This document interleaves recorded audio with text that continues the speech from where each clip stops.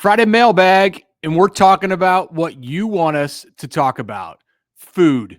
That's next.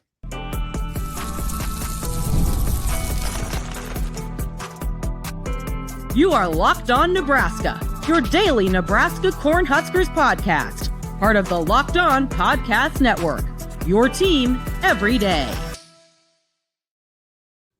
Hello, and thanks for making Locked On Nebraska your first listen every day. We are free and available wherever you get podcasts and on YouTube, part of the Locked On Podcast Network, your team every day. And today's episode is brought to you by FanDuel. Right now, new FanDuel customers can get $150 in bonus bets if your first $5 bet is a winner. All right, welcome in. It is a Friday mailbag, as Mitch said. Connor Happer here from 1620 The Zone. Mitch Sherman from The Athletic. We got some good questions this week, some good thought concepts, and we're happy that you guys submitted your questions. So why not get down to business here on a Friday? You ready to roll, Mitch? I'm good to go. Yeah, I'm excited about this episode. I think we got some good topics. All right, we got some winners. Let's start here from Sean via email. Sean asks, well, first he says, love the show. Enjoy you two as a podcast team and your coverage of Nebraska sports. It's appreciated, Sean. However, there's always a but. I take issue with your discussion regarding Memorial Stadium getting rid of Runzas.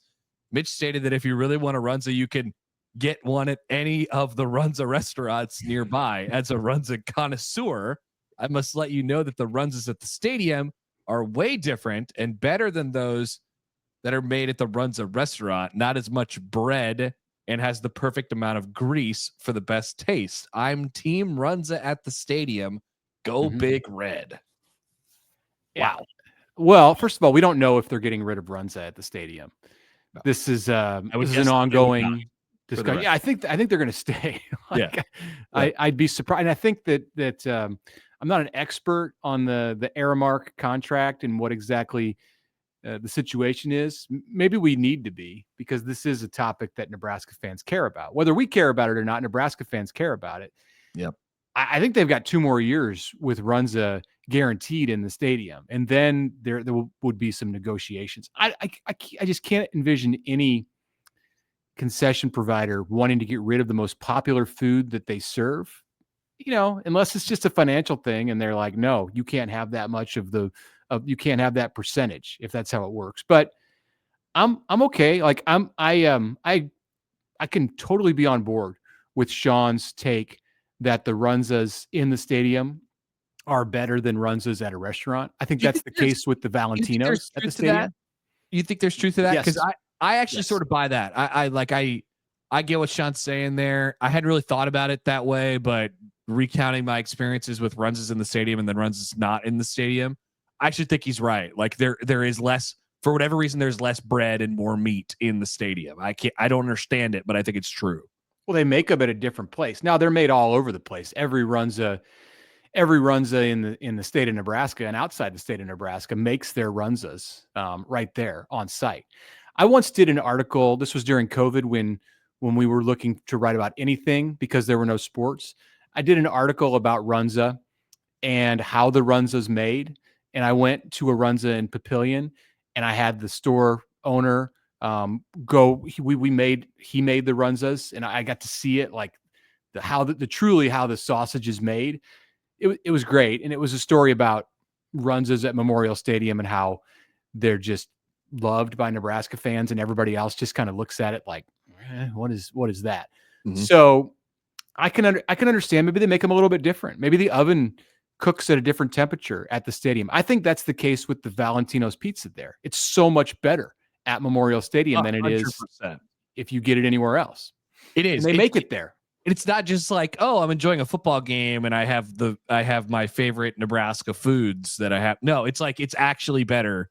Like if you were to take the pizza from the stadium and then put it directly next to a slice of pizza that you got takeout or, delivered to your house or whatever, it would be better. The Memorial Stadium pizza would be better. I don't understand it. Other than what you just said, making it in a different place and whatever. But I think that's a real thing. And we are not advocating for the Runzas to go away in the stadium. But just know, Sean, that you do have options. You're surrounded by Runzas at wherever you're at in the state. Yeah. I'm also team Runza at the stadium. So good question. Thank you, Sean. Let's go to Brandon.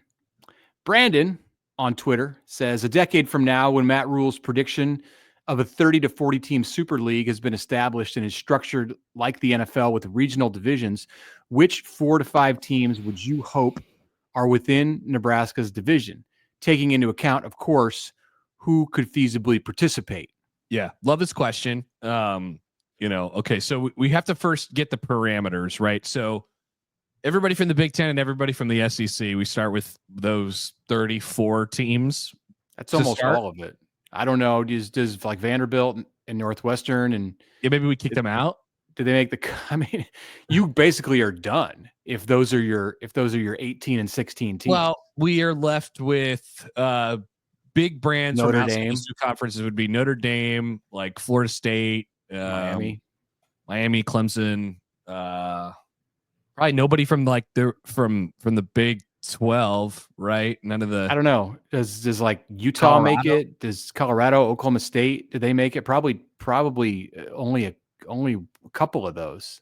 Okay. Yeah, there would not, if this comes to fruition, there won't be a lot of teams from outside of the Big Ten SEC footprint. But I don't know that you can just say that every team from within that category gets in.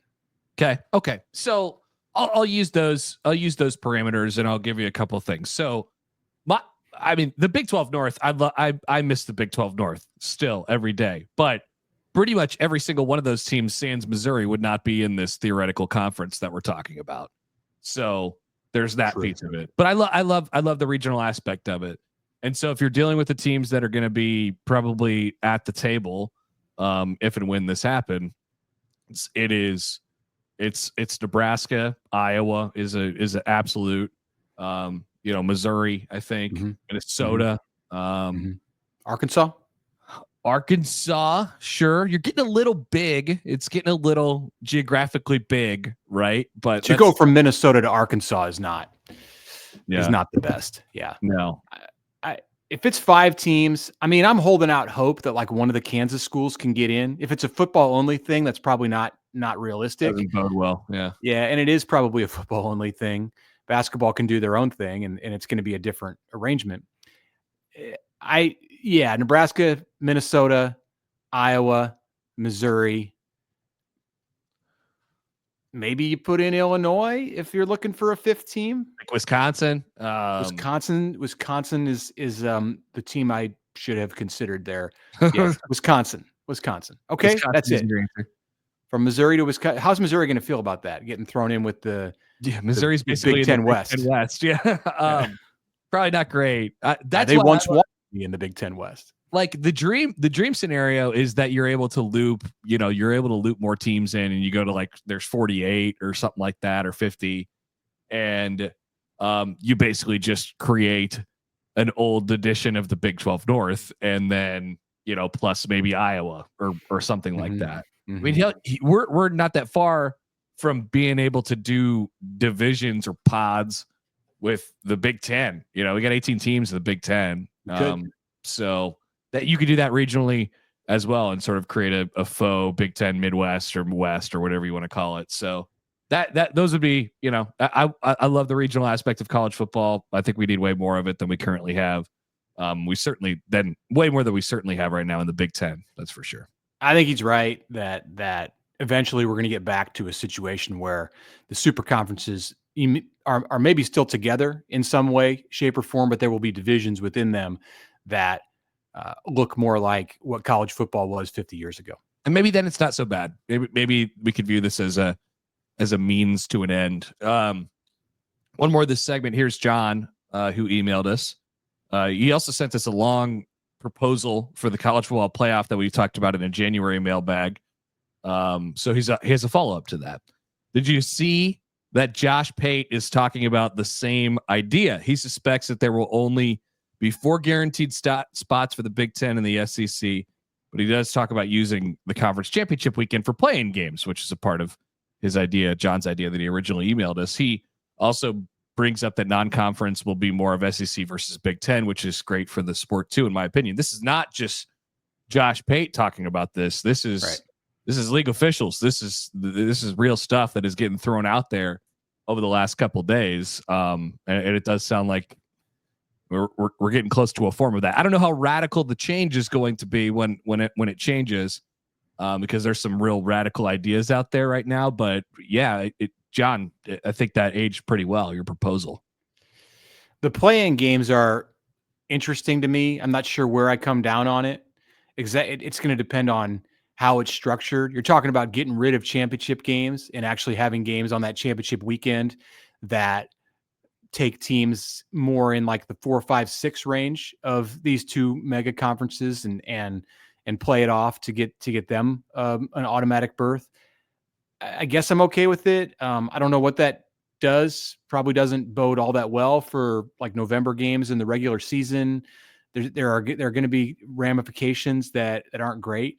I'm kind of like we talked on the show on Thursday about there being fatigue in college football around revenue sharing, house settlement, that kind of stuff, even recruiting. I'm kind of at that stage with the SEC Big Ten talk. Like, all right, you guys do your thing and you let me know what you come up with. I mean, is that bad? Because should I be digging in and caring about this at every turn?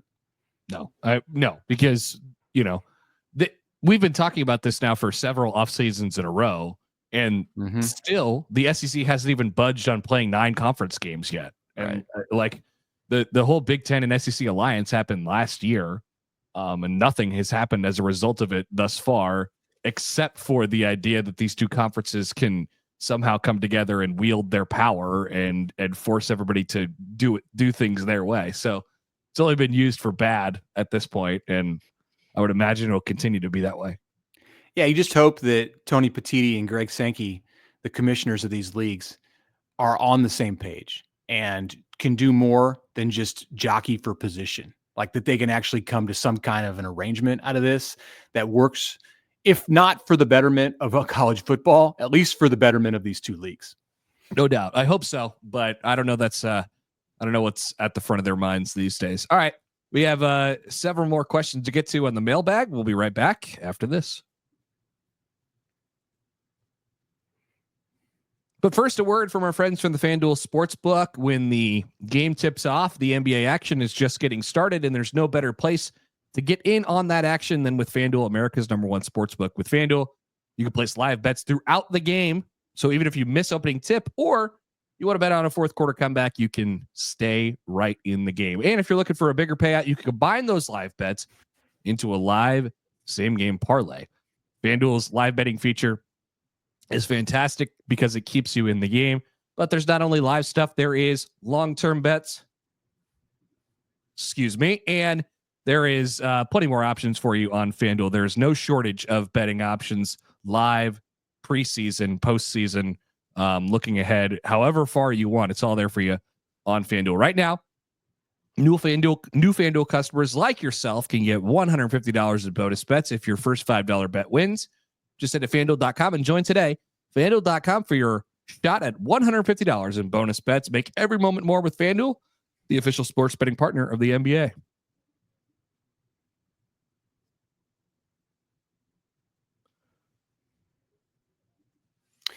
All right, back for the second segment of the Locked On Nebraska podcast on this Mailbag Friday. Connor, we're getting out of the deep freeze, I believe, this weekend. It's going to happen. Sounds good to me. I mean, it's miserable. It's been miserable the last couple of days. So let's thaw out a little bit and see what mud season has in store for us next week. I'm in favor. All right, let's get back to it from Shane on email. He asks, if Nebraska gets rid of the spring game and goes to some kind of a televised showcase, will it count against the spring game practice, the spring practice max of 15 practices? If Rhule took the team bowling or to a movie, it wouldn't count. Have a great day. You'd be able to speak to this more than I would. I think that's the idea, right? It does still count as their last practice, or I'm not sure. Mitch, It depends what they're going to do. It depends what they're going to do. If it's just going to be some kind of a fan fest thing, then certainly they could find a way to make it not count. They could find a way to don't put on. I don't know what the line is where it becomes a situation that this is a practice or this is not a practice. Like, I suppose if you bring out pads, or if they're in uniform, if they're doing any kind of practice type activity, then it's going to count as one of your 15. But if you can just be, if the guys are in sweats, like, if you make it kind of like fan day, which they have in the fall, then absolutely not. You can be in the stadium, you can have fans there. Second you start doing like football activities, it's going to count as one of the 15. So it'd be interesting to see like how that would be legislated, like how that could possibly be tested. Like, is the NCAA going to come in and like study the practice and go, this was a practice, but that was not a practice, what happened over there at Iowa State? So I don't know. It's one of these things where we're walking into like the great unknown in college football again with so many stuff, so many of these things. I don't think that's going to be the case for Nebraska. Like, I think Nebraska is going to structure this and do enough so that it does become a practice. I would imagine that they try the best they can to make it not count for anything, right? I mean, that would only make sense. I don't know. I mean, that's really doing away with anything football related. I'll take the other side. I'll say that they are. It is going to be a practice. It's not going to be a scrimmage. It's not going to look like the spring game, but I think they will do enough to make it a practice. That's okay. That's my thought. Let's go to Greg in Tulsa. He comes to us with a volleyball question. He asks, did Jordan Larson's departure to go and get her coaching chops suggest that she either knew or could see the writing on the wall with the coming of Danny Busboom Kelly? That's a good question too. Mitch, you'd know more about that than I would. They said no, it didn't at the time. But the timing was certainly precarious. That's for sure. There was a very small number of people who knew that John Cook was going to retire up until about 36 to 48 hours before he did it. And the only person that I'm aware inside the volleyball program who had any kind of a hint at all was Lindsey Peterson, who was John Cook's remains for Danny Busboom Kelly, the operations director. I don't imagine she was sharing this information with Jordan Larson. I think it was, and Jordan Larson didn't necessarily go to get her coaching chops. She went to make money as a professional volleyball player. She's making money and taking advantage of this opportunity that has not existed for her in the United States to be a professional and be one of the cornerstone players of the League One volleyball. So I think for her, it was more looking at the biological clock and understanding that she has a very limited window to still play volleyball. And she chose to take advantage of that and make some money doing that before she's in her 40s and it's too late. And then she can focus on coaching. So, but yeah, I mean, the writing was on the wall with Danny. Like, it didn't take Jordan Larson to see that. Like, I could see that. Anybody could see that. Whenever John Cook stepped aside, the first call was going to Louisville. Yeah, I didn't read into that as much as some other people did. Frankly, I didn't like, even if that was happening, even if she had some sort of thought that she was going to get elevated or something or whatever it might have been when upon John Cook's retirement, like they made the choice who they chose to be the volleyball coach. And like you said, Mitch, I mean, Jordan's got a lot of stuff going on. I mean, she's still making money as a professional volleyball player. So like, I didn't read into it. But also I didn't really think about it a whole lot long after Jordan left the program. Yeah. All right. One more of this segment. We're going to go to Vince from Napa via email. Hello, Vince. Thank you for the question. He says, whether in his interview with Josh Pate or in lots of Josh Pate in this pod or in any public interaction, I think that interview that Rhule did resonated with Nebraska fans. I find Matt Rhule's, that was me, by the way, not Vince. Now back to Vince. He says, I find Matt Rhule's candor about the future of college football to be refreshing. He brings up points that need to be addressed. From your vantage point, is this honesty viewed as welcome in the coaching circle, or is he seen as a lightning rod? Interesting. In the coaching circle, that I'm not sure of. In the fan circle outside of Nebraska, I think it's viewed as maybe even mildly annoying. Like I think what Paul Feinbaum said, like how he reacted to what Rhule said last year before the season.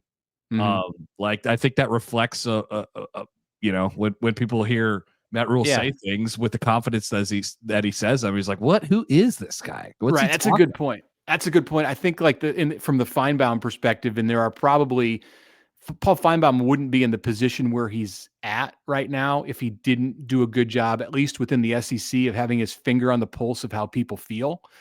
And I think from that perspective, there are times when Matt Rhule makes a comment or goes on a soapbox and like, who put you in charge? Like what? Yeah. Why should you be speaking on these things? You're coaching a team that went. I mean, think about 5-7. Think about the reaction when they canceled the spring game and he had his whole tampering thing a couple weeks ago. And now look at all these teams that are canceling their spring game, and I don't hear a peep out of anybody. But when Rhule does it, it's like, can this guy just take a break for a couple minutes? That's what I hear from other fan bases. So I felt like that's interesting. I'm not sure if the coaching community views him as, I mean, he's certainly loved by coaches. I mean, he speaks at coaches conventions and clinics and things like that all the time. Like, but I don't know if they view him as this, like, he's speaking for us kind of guy. I'm not sure. I do think that there's a tendency among coaches to kind of perk up their ears when he speaks, because they respect what he has to say, but they also know that sometimes he can generate some headlines and like create a headache for them occasionally. I think back to when he talked, I believe it was a year ago in the spring, and he said that he made the comment about $1 million quarterbacks and how that's what it takes to sign a top quarterback out of the portal. And Rhule made mention after that he heard from some coaches who were like, hey man, like, what are you doing? Now I got people calling me saying, where's my $1 million? Yeah. He proved to be prophetic, and he may have even undershot that number if you're looking at the direction that things went in 2024. Yeah. Interesting. It's a good question though. It's something to ponder. And Rhule's going to keep talking. He's going to keep saying his thing. I mean, just wait till Nebraska, gets good. That will continue. Let's take a break here.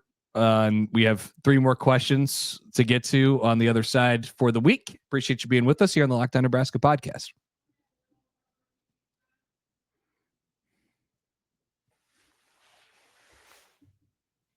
All right, welcome back on a Friday, finishing out the week. A few more questions from you all here. Let's start with a YouTube comment from Robert.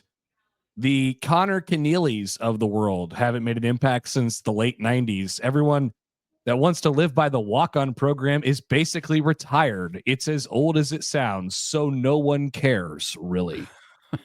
Not a question, but I understand the talking point. Yes. Yeah, you understand. I mean, what does like Andy Janovich say about that? What does Brandon Riley say about that? And Sam Foltz. Nebraska's had walk-on classes. No, I'm not talking about like picking one over a 5-year period. There have been classes of walk-ons that have produced like 4 or 5 future starters. What does Matt O'Hanlon from the class of 2005 have to say about that, who went on to be one of the best defensive players on that team? I realize that the prestige of the walk-on program at Nebraska is probably not what it once was when you had I.M. Hip and Joel Makovica going on to the NFL. But there have still been productive players. There have still been NFL players who've come out of it. So it's not as Robert makes it sound, where it hasn't had an impact since the late 90s. But it's a good talking point. If it's they're not necessarily making their impact as much on the field anymore, even though there's a lot of guys that play on special. Like, what do you want the guy to be, an All-American? Nebraska's had a few of those, but that's a very rare circumstance. But Rhule's point is, the walk-on program doesn't necessarily make their impact felt on the field. they make their impact felt in their program and the culture and their practice. And that was a staple of the 90s teams. So many people on the team and, operating at such high efficiency in practice and having all these guys who were capable of giving the starters and the backups good looks. So it was the value of the walk-on program is never baked into how many yards they rush for or how many All-American honors they get. It's in other ways. We wouldn't have Matt Turman. There are so many examples of people who've made an impact on football in the state of Nebraska beyond winning games on Saturdays because of Nebraska's walk-on program. And, sadly, that's going to mostly be gone. His reference to Connor Keneally is, if you haven't been listening this week, from the article that I wrote that came out Wednesday on The Athletic about Connor Keneally and his situation where he is on the outside of the 105 or has been on the outside of the 105 as Nebraska has to cut this thing down by August. But, we'll see. We'll see where all of this stuff goes. And Keneally perhaps has another year because he's hurt, which is about the most bizarre twist that you can get. But anyway, we had a discussion Thursday about whether people cared about the walk-ons anymore. So you can go back and listen to that show if it's a topic that interests you.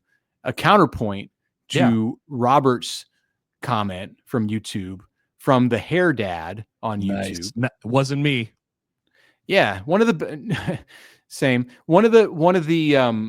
the better names we've had with a mailbag question. So thank you. He said, I'm surprised to hear that people don't care about the walk-on program. Maybe I'm an outlier, but I love it.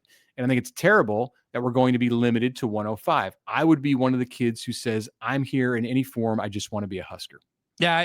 I knew a lot of guys like that in high school, or I'm sure everybody in the state did. Like, they were fine football players in high school or whatever. And they got, and it's become more competitive over the years, by the way, too, getting preferred walk-on spot at Nebraska and then a straight up walk-on spot. But like, they just wanted to, they wanted to wear a uniform and maybe get in the game one time, but other than that, other than on game day, they're like everybody else on the team. They're working just as hard and all of those things. So I think it's cool.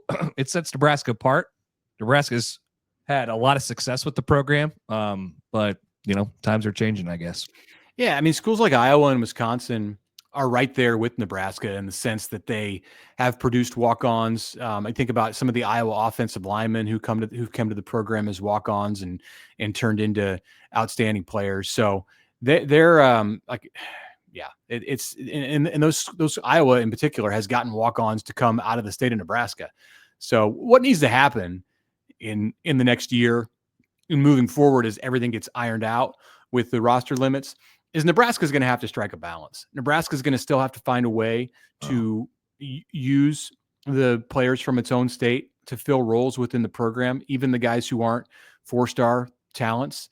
And that's why Matt Rhule, it's part of the reason that Matt Rhule is setting aside spots on his roster for culture players. So does somebody like Connor Keneally make that? I don't know. We'll find out. You might have to be somebody who can get work done on special teams and maybe he can, or maybe it's just good enough to be an influence in the locker room. So man, where would Nebraska have been the last couple of years without somebody like Elliott Brown?